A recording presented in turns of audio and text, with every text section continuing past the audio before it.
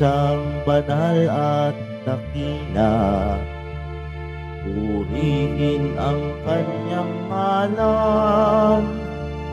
Ang lahat ng likha ay mabuti. Pinagyaman niya ng lubusan. Purihin ninyo ang Panginoon. Nakilai ang kanyang ngalan. Purihin siya ay awitan at papurihan magpakailanman.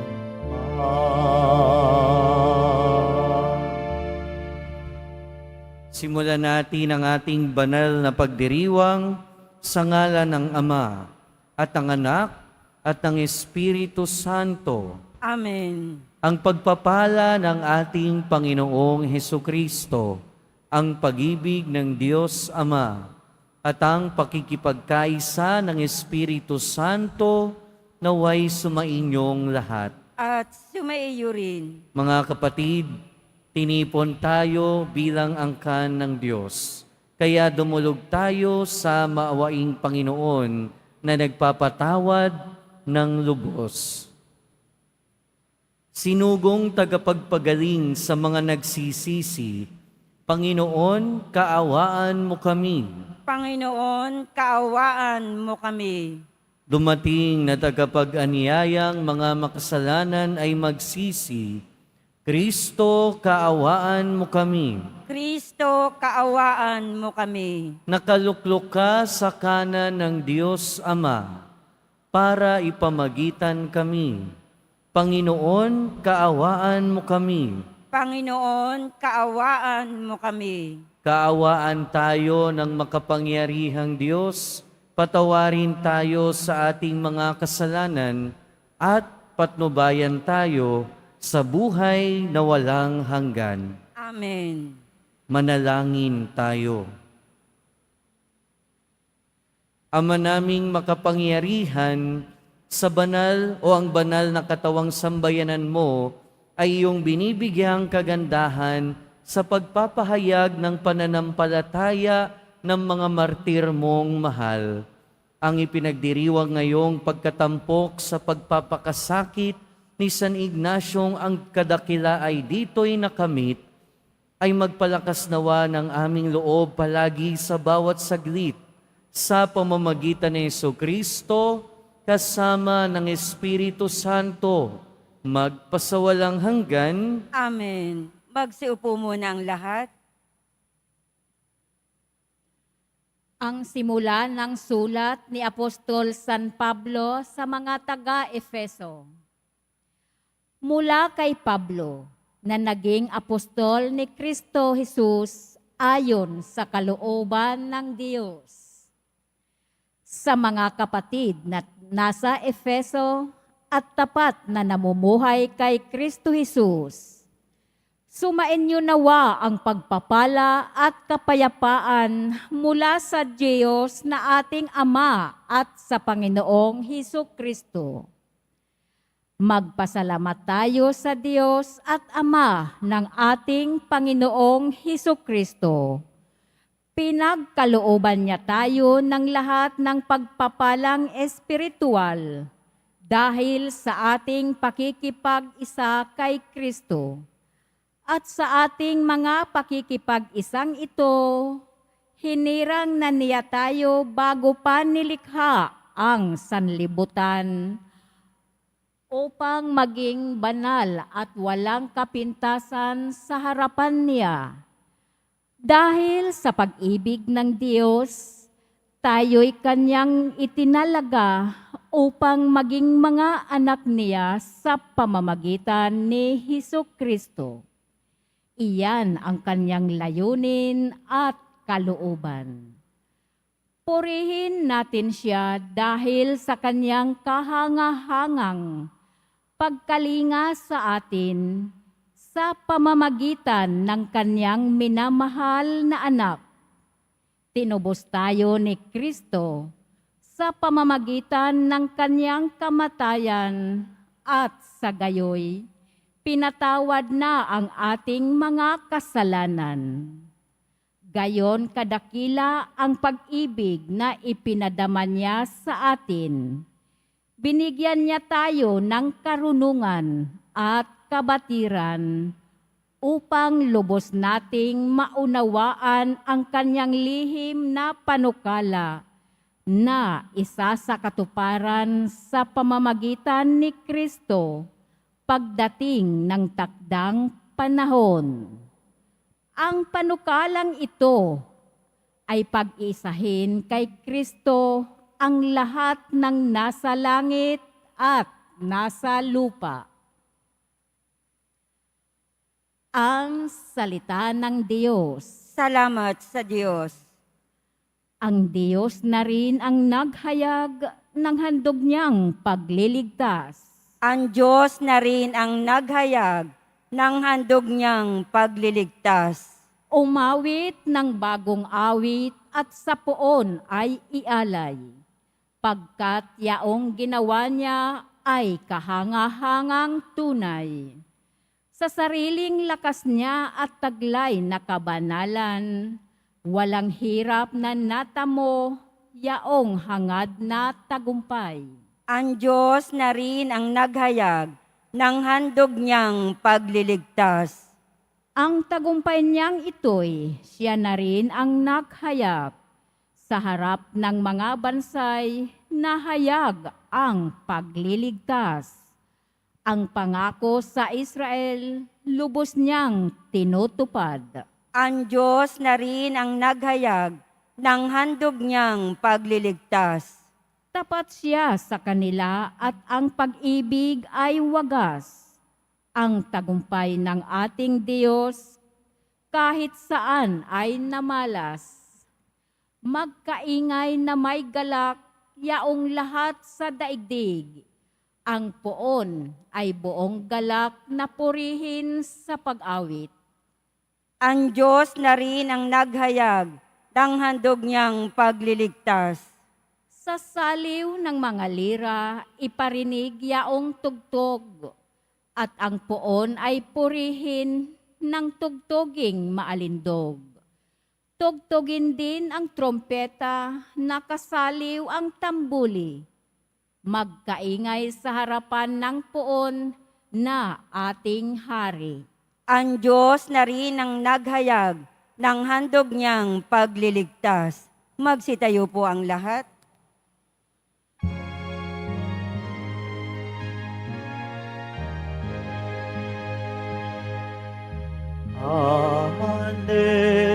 Alleluia, Alleluia, Alleluia, Alleluia.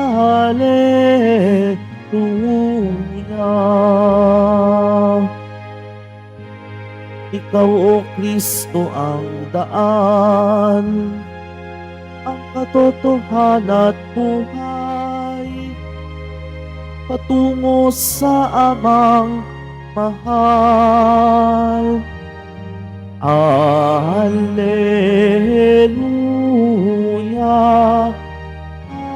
Alleluia, Alleluia,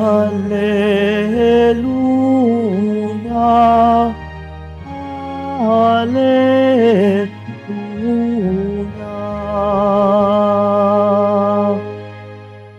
Sumainyo ang Panginoon. At sumaiyo rin. Ang mabuting balita ng Panginoon ayon kay San Lucas. Papuri sa iyo, Panginoon. Noong panahong iyon, sinabi ni Jesus, "Kawawa kayo, ipinagtatayo ninyo ng magagarang libingan ang mga propetang pinagpapatay ng inyong mga magulang.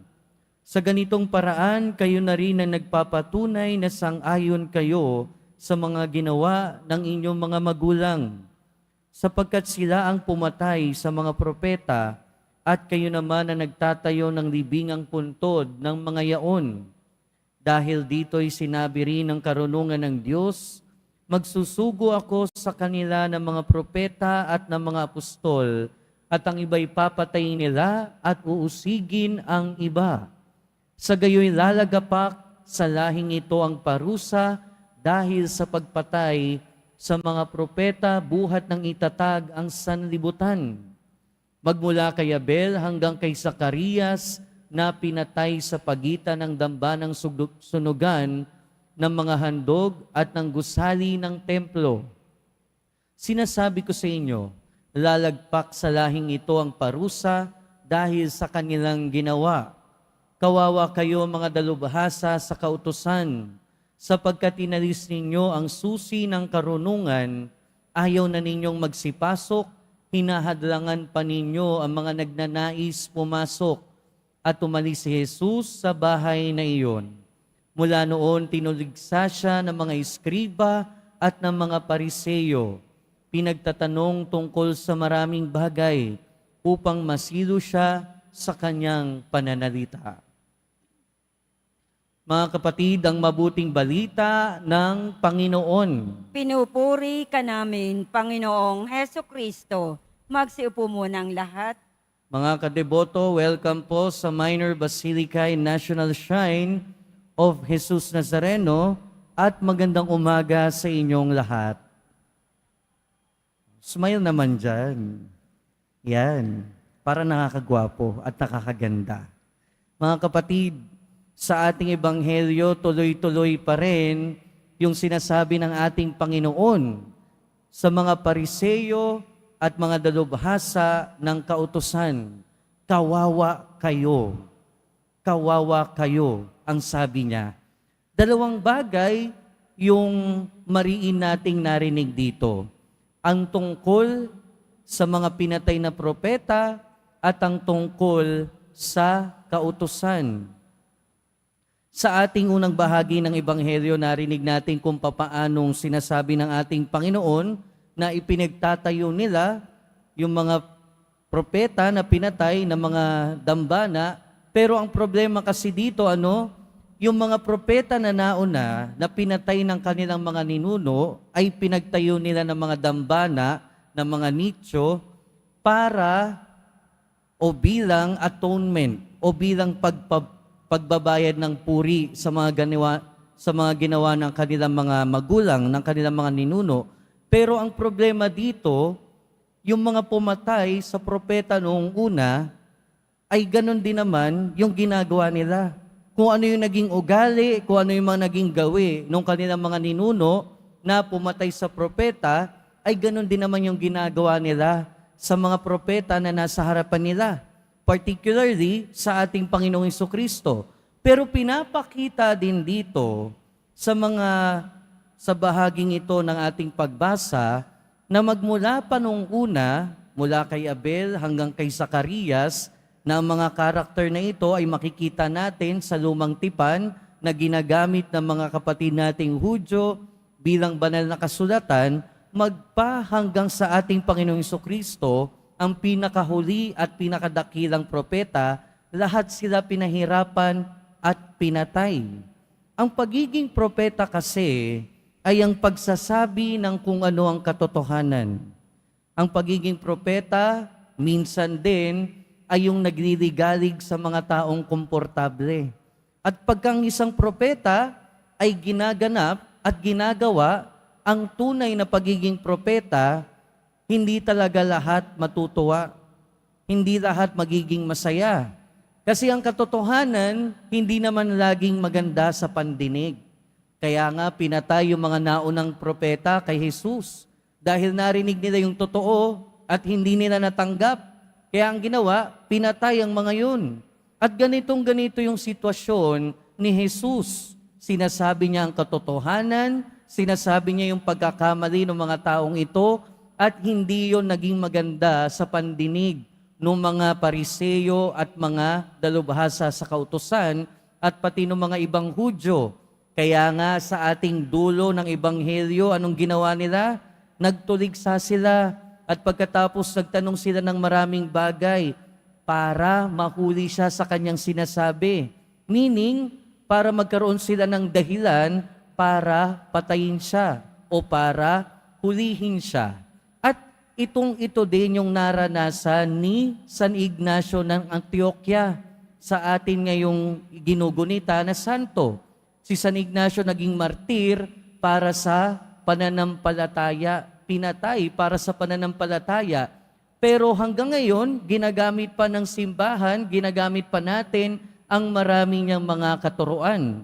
Particularly, yung 7 liham na naisulat niya na naglalaman ng kanyang turo tungkol sa pananampalataya. Pero ang tanong sa atin ngayon, katulad ba tayo ng mga propeta noong una ng ating Panginoon at ni San Ignacio ng Antioquia? Lahat tayo tinatawagan bilang propeta. Dahil lahat tayo bilang binyagan, nakikisalo tayo sa pagiging propeta ng ating Panginoon. Siguro kung ginagawa natin ang ating pagiging propeta, malamang hindi lahat natutuwa sa atin. Di ba gano'n naman talaga eh. Kapag sinabi natin yung totoo sa isang tao, at kapag hindi niya nagustuhan kahit totoo yun, talagang magagalit siya sa atin. Talagang hindi matutuwa sa atin yan. Pero ang problema kung kabaliktaran, ano bang reaction natin dun sa mga tao na nagsisilbing propeta sa buhay natin? Kapag tayo ba ay tinatama, kapag may nagsasabi ba ng katotohanan sa atin, ano kaya yung nagiging reaksyon natin? Minsan, kapag may sinasabihan ako ng totoo sa isang tao, ang sagot sa akin, ano bang paki mo ha? Ba't ba nangingialam ka? Buhay ko to. Well, kung meron ganung tayong reaksyon kapag merong nangangaral sa atin o may nagsasabi ng katotohanan tungkol sa atin, magdalawang isip na tayo. Baka hindi tayo nalalayo doon sa mga pariseyo at mga dalubhasa ng kautusan. Dahil minsan, kung ano yung mga ayaw nating gawin, kung ano yung mga nakikita nating mali sa paligid natin, minsan hindi natin namamalayan, ganun na rin pala yung ginagawa natin. O kung minsan, yung mga maling halimbawa na nakikita natin sa paligid, lalo na mga taong malapit sa atin, minsan hindi na natin alintana, yun na rin pala yung ginagawa natin. At pagka sinabi sa atin, hindi natin matanggap. Ganon ang pagiging pariseyo. Ganon yung sinasabi ng ating Panginoon. Dito naman sa mga dalubhasa sa kautusan, sinasabi dito ng ating Panginoon na hindi nyo na nga pinapapasok yung mga gustong pumasok, pinipigilan nyo pa. O sinasabi ng ating Panginoon, ayaw nyo na nga pumasok, pinipigilan pa ninyo ang mga nais pumasok. Ang ibig niyang sabihin kasi dito, since itong mga dalubhasa sa kautusan ay yung nagtuturo noong banal na kasulatan, ang ginagawa ng mga ito, ng mga dalubhasa, tinuturo nila yung mga aral ng pananampalataya in a way na mahirap maintindihan, in a way na hindi naiintindihan. Kaya nga sinasabi ng Panginoon, ayaw nyo nang magsipasok, ibig sabihin, ayaw nyo nang sumunod sa kautusan, ayaw nyo pang i-allow, ayaw nyo pang payagan yung iba na makasunod. So, ibig sabihin, ginagawa nilang inaccessible sa mga tao yung aral ng kautusan at yung aral ng pananampalataya. Pero sa ngayon, sa sitwasyon natin ngayon, hindi naman na ganito. Lahat tayo, halos lahat tayo, bawat bahay, meron ng Biblia. Araw-araw available din ang misa. Hindi na inaccessible sa atin ang pananampalataya, ang yaman at ang aral nito. Pero ang problema naman natin, we are taking them for granted. Nagsisimba nga tayo minsan, pero hindi naman tayo nakakinig. Nasa loob nga tayo ng simbahan, pero yung isip natin, nasa labas naman. O kung minsan naman, kung may tanong tayo tungkol sa pananampalataya, imbis na yung mga may alam yung tanongin natin, ang naitatanong natin, yung taga-ibang sekta, ginagawa nating inaccessible sa sarili natin yung pananampalataya. And that way, nagiging totoo sa atin yung sinasabi ng ating Panginoon doon sa mga dalubhasa sa kautusan. Ayaw nating magsipasok. Mga kapatid, simple lang naman ang mensahe sa atin ng ating Panginoon ngayong araw. Magpakatotoo sa ating pananampalataya. At ang pagiging totoo sa ating pananampalataya ay ang pagsasabuhay nito, ang hindi pag-iimbambaw, ang hindi pagpapakitang tao ng ating pagsusumikap na maging banal. At bahagi ng pagpapakabanal natin sa buhay ay ang laging hanapin ang aral at matutunan ang aral na tinuturo sa atin ng Diyos at ng simbahan. At lagi nating tandaan, iba na yung sitwasyon noon at ngayon. Kung noon hindi nila naiintindihan ang aral ng kanilang pananampalataya dahil sa mga nagtuturo, ngayon bukas na lagi ang pinto ng simbahan para sa mga gustong matuto, para sa mga gustong lumalim ang kanilang kaalaman at ang kanilang pananampalataya. Amen. Magsitayo po ang lahat.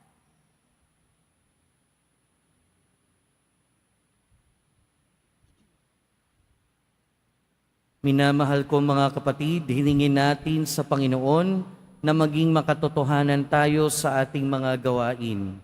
Sa bawat panalangin ng ating itutugon, Panginoon, gawin mong totoo ang aming puso sa iyo.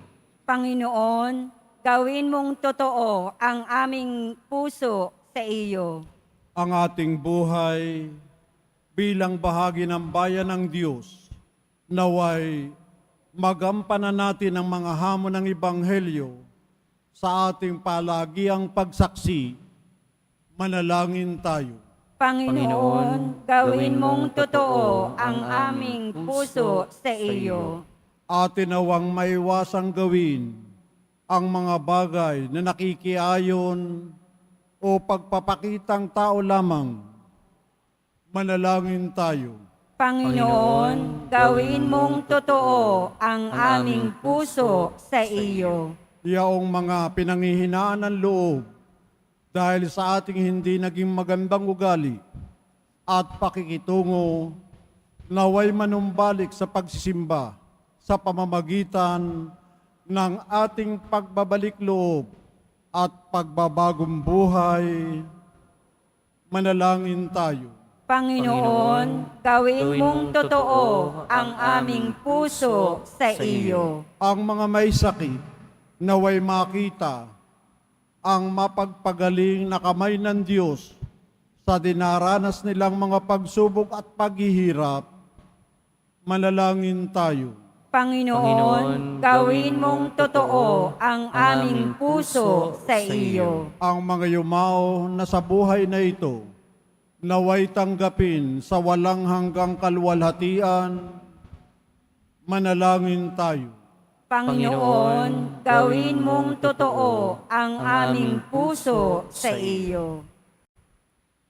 Ama, tulungan mo kaming sumamba sa iyo ng may totoong puso upang makalapit kami sa iyo sa espiritu at katotohanan. Hinihiling namin ito sa pamamagitan ni Kristo na aming Panginoon. Amen. Magsiupo muna ang lahat.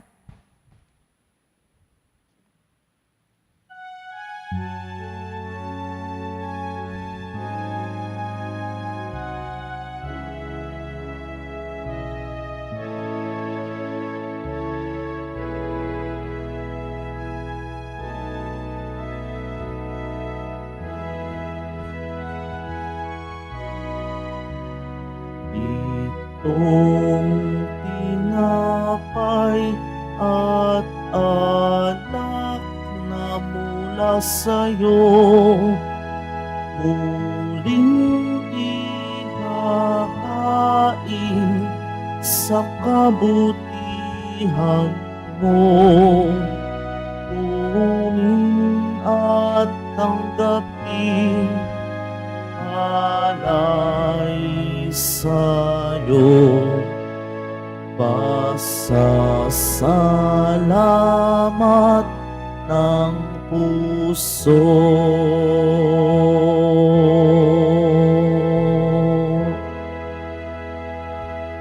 Magsitayo po ang lahat.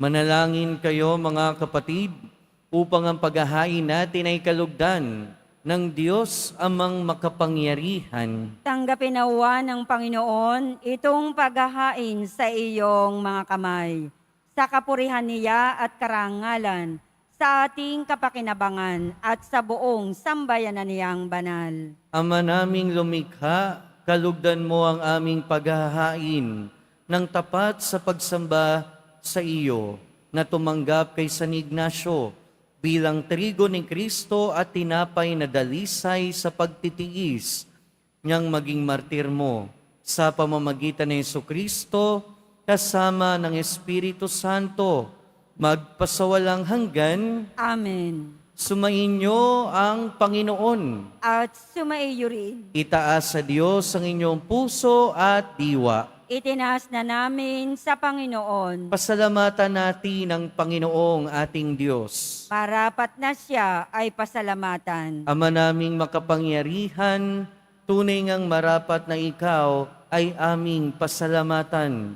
Ngayong aming kagalakan na si San Ignacio ay parangalan. Siya'y kapanalig naming may paninindigan na ikaw ay pahayag kahit siya'y mamatay, sapagkat minarapat mong kanyang matularan ang iyong anak na naghain ng sariling buhay. Tulad ng naganap sa iyong anak, ang dugo ng mga martir ay dumanak, hindi dahil sa katatagang likas, kundi dahil sa iyong bigay na lakas. Kaya kaysa ng mga anghel na nagsisiawit ng papuri sa iyo, nang walang humpay sa kalangitan, kami nagbubunyi sa iyong kadakilaan. Santo, Santo, Santo, Panginoong Diyos ng mangukbo, napupuno ang langit at lupa ng kadakilaan mo, o sana sa kaitaasan. Pinagpala ang naparirito sa ngalan ng Panginoon, o sana sa kaitaasan. Magsulod po ang lahat. Ama naming banal, ikaw ang bukal ng tanang kabanalan.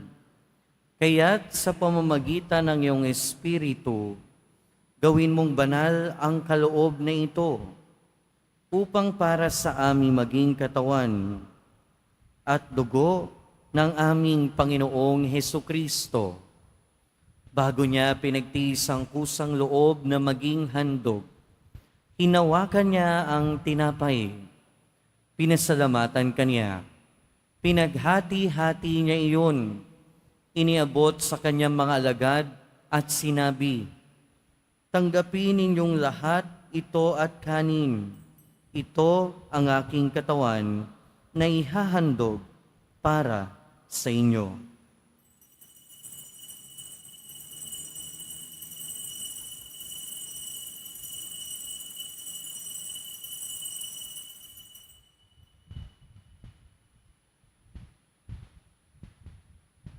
Gayon din naman noong matapos ang hapunan, hinawakan niya ang kalis. Muli kanyang pinasalamatan. Iniabot niya ang kalis sa kanyang mga alagad at sinabi, tanggapin ninyong lahat ito at inumin.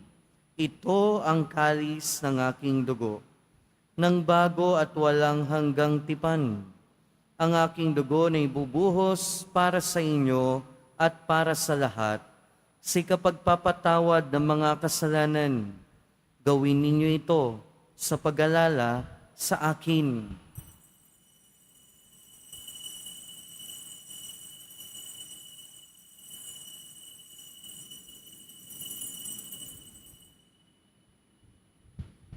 Magsitayo po ang lahat.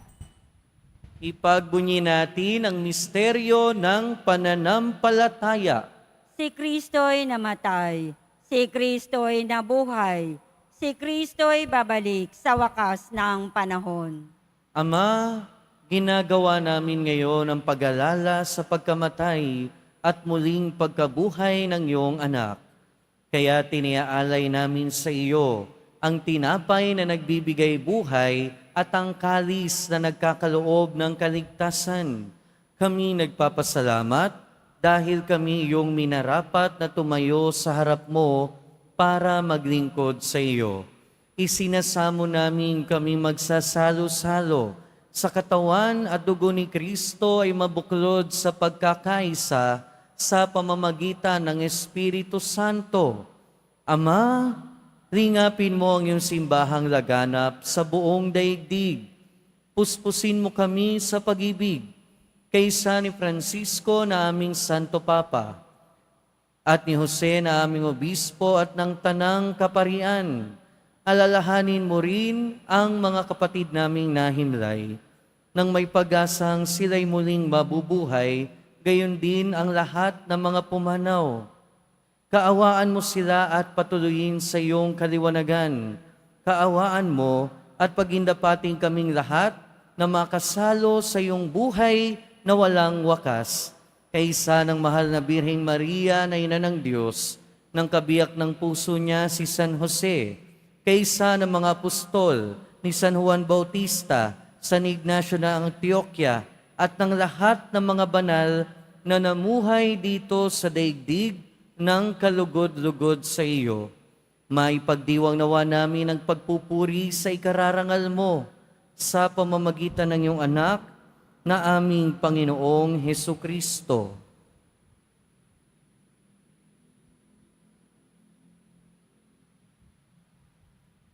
Sa pamamagitan ni Kristo, kasama niya at sa Kanya, ang lahat ng parangal at papuri ay sa iyo, Diyos amang makapangyarihan, kasama ng Espiritu Santo, magpasawalang hanggan. Amen. Sa tagubili ng mga nakagagaling na utos at turo ni Jesus na Panginoon natin at Diyos, ipahayag natin ng lakas loob.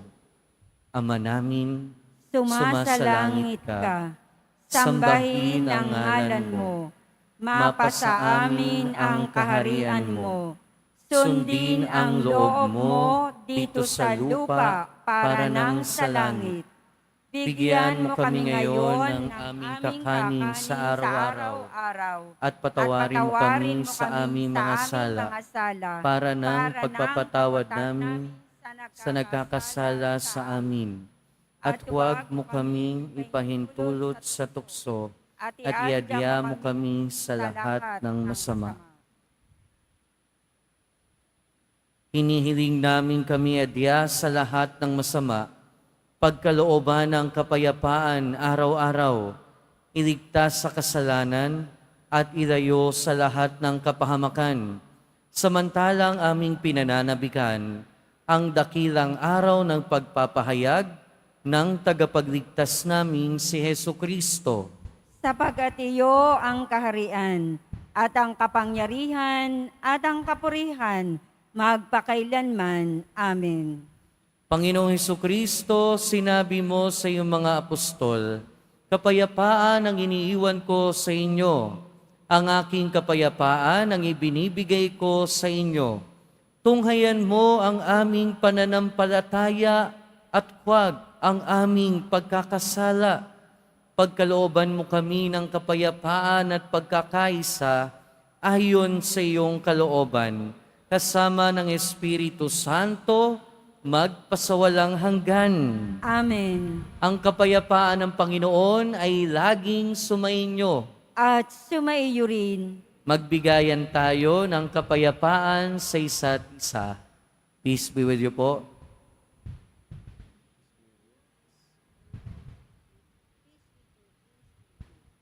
Kordero ng Diyos na nag-aalis ng mga kasalanan ng sanlibutan, maawa ka sa amin. Kordero ng Diyos na nag-aalis ng mga kasalanan ng sanlibutan, maawa ka sa amin. Kordero ng Diyos na nag-aalis ng mga kasalanan ng sanlibutan, ipagkaloob mo sa amin ang kapayapaan. Magsilud po ang lahat. Ito ang kordero ng Diyos. Ito ang nag-aalis ng kasalanan ng sanlibutan. Mapalad ang mga inaanyayahan sa kanyang piging. Panginoon, hindi ako karapat-dapat na magpatuloy sa iyo, ngunit sa isang salita mo lamang ay gagaling na ako.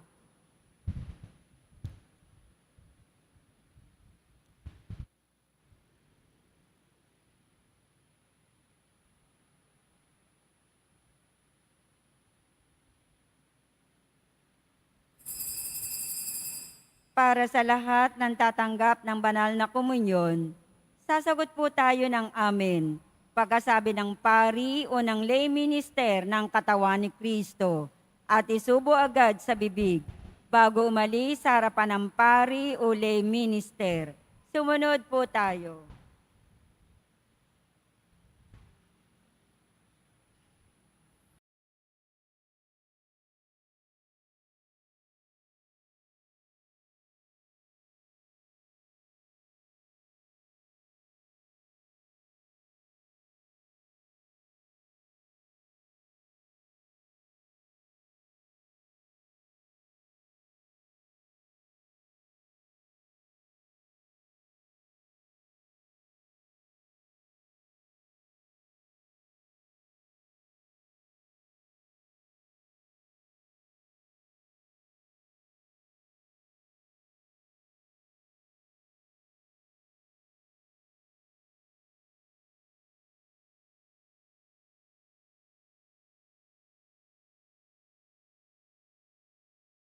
Magsitayo po ang lahat. Manalangin tayo. Ama naming mapagmahal, kaming nakinabang sa tinapay mong bigay, ngayong kapanganakan ni San Ignacio sa kalangitan, ay magkamit nawa ng iyong lakas para maging Kristiyano sa turing at gawain. Sa pamamagitan ni Jesucristo, kasama ng Espiritu Santo, magpasawalang hanggan. Amen. Sumainyo ang Panginoon. At sumaiyo rin. Mahal na poong Jesus Nazareno, inihayag mo sa pamamagitan ng krus ang walang maliw ng pag-ibig ng Diyos sa sangkatauhan. Pakinggan mo ang kahilingan ng iyong angka na nagsusumamo sa iyo. Makamtanawa nila ang iyong katugunan at tanggapin ang kasagutan na may utang na loob na tinatanaw. Basbasan din po ninyo ang mga daladala nilang imahen at dasalan. Sa pamamagitan ng bendisyon na ito, naway maalala nila ang mga pangako nila noon sa binyag, na ikaw ang kanilang iibigin at paglilingkuran bilang Panginoon, magpasawalang hanggan. Amen. At pagpalain kayo ng makapangyarihan at mapagmahal na Diyos, Ama, Anak, at Espiritu Santo. Amen. Humayo kayong taglayang kapayapaan ng Poong Jesus Nazareno. Salamat sa Diyos.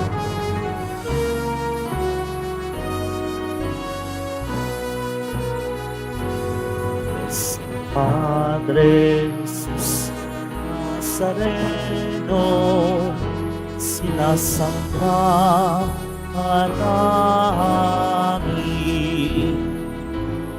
Ipintubo ka namin, aral mo ang aming buhay at kaligtasan. Cristo Padre Jesus Nazareno, iligtas mo kami sa kasalanan.